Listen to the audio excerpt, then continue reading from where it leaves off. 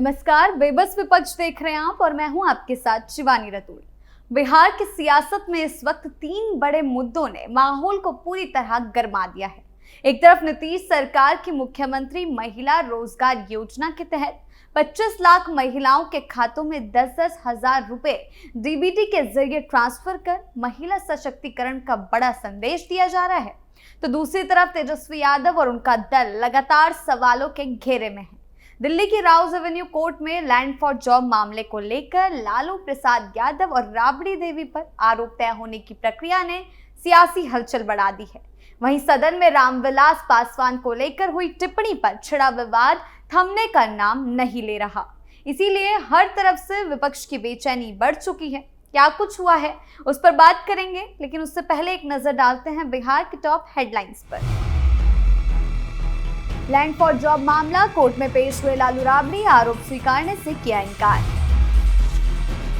मुख्यमंत्री महिला रोजगार योजना से सत्ता का मजबूत दाव, तेजस्वी यादव पर बड़ा सियासी दबाव। बजट सत्र में पासवान पर टिप्पणी से हंगामा, लोजपा का आरजेडी पर तीखा हमला।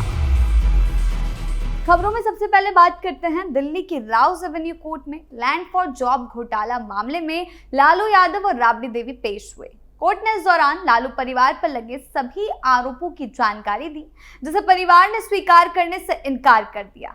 लालू परिवार ने कहा कि वो मुकदमे का सामना करेंगे। हालांकि स्वास्थ्य कारणों से कोर्ट ने उन्हें व्यक्तिगत पेशी से भी छूट दे दी है। राउज एवेन्यू कोर्ट में लालू से पूछा कि क्या आप आरोपों को स्वीकार करते हैं या मुकदमे का सामना करेंगे। लालू यादव ने आरोप को स्वीकार करने से इनकार किया। उनका कहना है कि वो मुकदमा लड़ेंगे। आपको बता दें कि आरोप तय करते वक्त की सामान्य कानूनी प्रक्रिया है, जब कोर्ट औपचारिक रूप से आरोपों की जानकारी देता है और आरोपियों से ये सवाल करता है।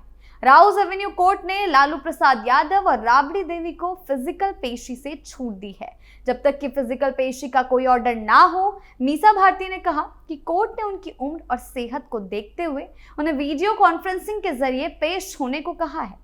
पूर्व मुख्यमंत्री राबड़ी देवी ने राउज एवेन्यू कोर्ट के प्रिंसिपल डिस्ट्रिक्ट और सेशंस जज के सामने एक अर्जी दी थी। इसमें व्यक्तिगत पेशी में छूट की मांग की गई थी। इस मामले में राबड़ी देवी जज विशाल गोगने पर पक्षपात करने के आरोप पहले ही लगा चुकी हैं। उस समय उन्होंने जज बदलने की मांग भी की थी। लैंड फॉर जॉब का ये पूरा मामला साल 2004 से 9 के बीच का है। उस समय देश के रेल मंत्री लालू प्रसाद यादव हुआ करते थे। इस मामले में सीबीआई की तरफ से जो कोर्ट में चार्जशीट पेश की गई, उसमें आरोप है कि रेलवे में ग्रुप डी नौकरियां देने के बदले उम्मीदवारों के परिवारों ने जमीन के छोटे छोटे प्लॉट लालू परिवार या उनसे जुड़े लोगों के नाम ट्रांसफर किए हैं। इसके साथ ही ये जमीन किसी एक जगह नहीं बल्कि प्रदेश के अलग अलग हिस्सों से ली गई है, जिसे लालू परिवार के सदस्यों के नाम किया गया।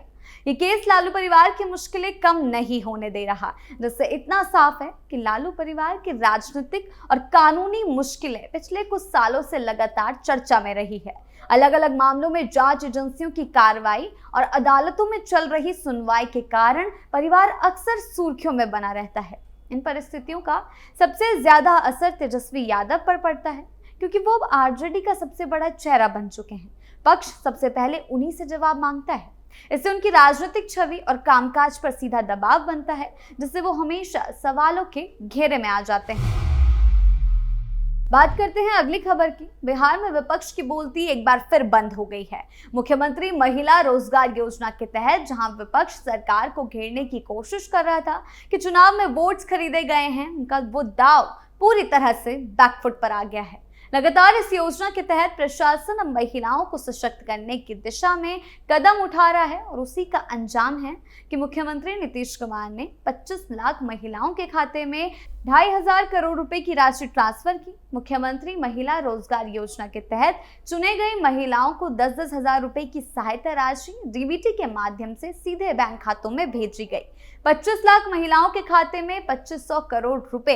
ये कार्यक्रम मुख्यमंत्री आवास में आयोजित हुआ, जिसमें दोनों उप मुख्यमंत्री सम्राट चौधरी, विजय कुमार सिन्हा, साथ ही मंत्री विजय कुमार चौधरी, श्रवण कुमार और अन्य वरिष्ठ अधिकारी भी मौजूद रहे। राज्य के सभी जिलों में भी इसी तरह के कार्यक्रम आयोजित किए गए। राज्य के सभी जिलों में भी इसी तरह के कार्यक्रम आयोजित किए गए, जहां जिला स्तर पर राशि वितरण भेजने की प्रक्रिया हुई। विधानसभा चुनाव में प्रचंड जीत के साथ सत्ता में लौटी नीतीश सरकार महिलाओं पर मेहरबान 25 लाख महिलाओं के खाते में 10-10 हजार रुपए भेजे। डीबीटी के जरिए सीधे राशि खातों में पहुंची। बिहार में अब तक मुख्यमंत्री महिला रोजगार योजना के तहत 1,56,00,000 से अधिक महिलाओं को 10-10 हजार रुपए की राशि प्रदान की जा चुकी है। आज के इस चरण में 25 लाख नई महिलाओं को जोड़ा जा रहा है, जिसके बाद कुल लाभार्थी संख्या 1,81,00,000 से अधिक हो जाएगी। योजना का मकसद राज्य के प्रत्येक परिवार की कम से कम एक महिला सदस्य को स्वरोजगार के लिए आर्थिक सहायता देकर आत्मनिर्भर बनाना है। मुख्यमंत्री महिला रोजगार योजना की राशि का विधानसभा चुनाव से ठीक पहले वितरण काफी चर्चा में रहा था। विपक्ष ने इसे वोट खरीदने की कोशिश करार दिया। हालांकि एनडीए को प्रचंड बहुमत मिला, जिससे योजना के प्रभाव को सकारात्मक रूप से देखा गया। महिलाओं को आर्थिक सशक्तिकरण की ये पहल चुनावी परिणामों में महत्वपूर्ण भूमिका निभाएगी। नीतीश सरकार ने योजना के तहत अच्छा प्रदर्शन करने वाली महिलाओं को 2 लाख रुपए तक की अतिरिक्त सहायता देने की घोषणा की है। पहले चरण में 10,000 रुपए मिलने के बाद महिलाओं द्वारा शुरू किए गए रोजगार का आकलन किया जाएगा। अच्छे परिणाम वाले मामलों में आगे की किस्तों में ये राशि प्रदान की जाएगी। कैबिनेट से इसकी स्वीकृति मिल चुकी है और प्रक्रिया शुरू हो गई है। मुख्यमंत्री महिला रोजगार योजना की मंजूरी 29 अगस्त 2025 को मिली थी। इसके बाद 26 सितंबर 2025 को पीएम मोदी ने वीडियो कॉन्फ्रेंसिंग के माध्यम से 75 लाख महिलाओं के खाते में 7500 करोड़ रुपए ट्रांसफर किए थे। उसके बाद नीतीश सरकार ने कई चरणों में राशि वितरण जारी रखा।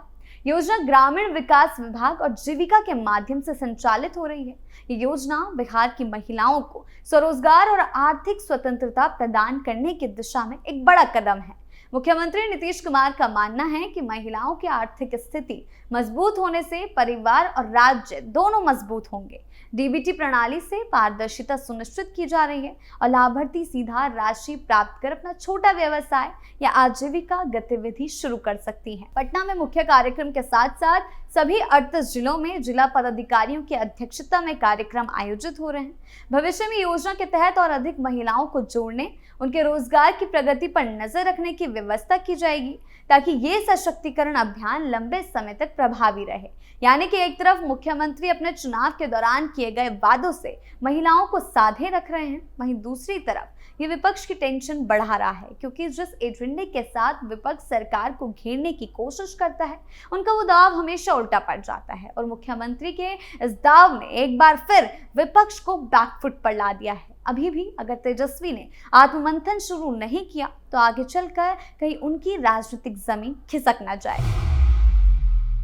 बात करते हैं अगली खबर की। बजट सत्र की कार्यवाही के दौरान बोधगया से आरजेडी विधायक कुमार सर्वजीत बोल रहे थे। उन्होंने रामविलास पासवान की राजनीतिक यात्रा का जिक्र किया और पटना में उनकी मूर्ति लगाने की मांग रखी। इसी दौरान उन्होंने रामविलास पासवान को बेचारा कह दिया।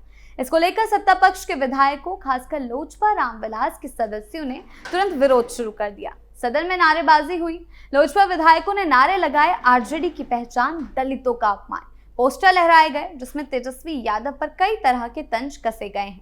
इसी बीच स्पीकर प्रेम कुमार ने शांति बनाए रखने की अपील की, लेकिन हंगामा काफी देर चला। इसी मामले को लेकर पटना के कारगिल चौक पर लोजपा रामविलास के नेताओं ने जोरदार प्रदर्शन भी किया। सांसद अरुण भारती, प्रदेश अध्यक्ष राजू तिवारी और गन्ना मंत्री संजय पासवान समेत कई नेता मौजूद थे। उन्होंने तेजस्वी यादव का पुतला फूंका। चिराग पासवान ने एक्स पर लिखा, रामविलास पासवान बिहार के गरीबों और दलितों, पिछड़ों के मसीहा थे। आरजेडी का ये अपमान करोड़ों वंचितों की भावनाओं पर चोट है। उन्होंने माफी की मांग की।